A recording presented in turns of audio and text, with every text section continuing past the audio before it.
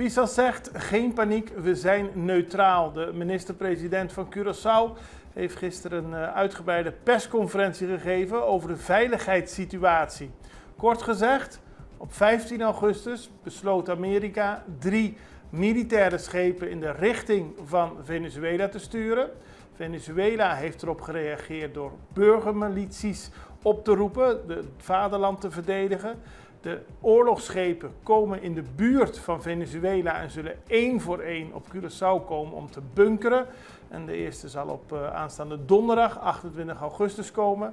Maar voor de rest, benadrukt Pisas, heeft Curaçao niks met het conflict te maken. Er is spanning tussen Amerika en Venezuela.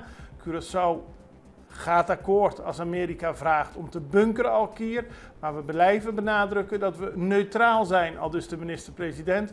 Die zegt dat de kans natuurlijk wel erin zit dat Curaçao wordt meegesleurd in een conflict waar ze eigenlijk niks mee te maken hebben.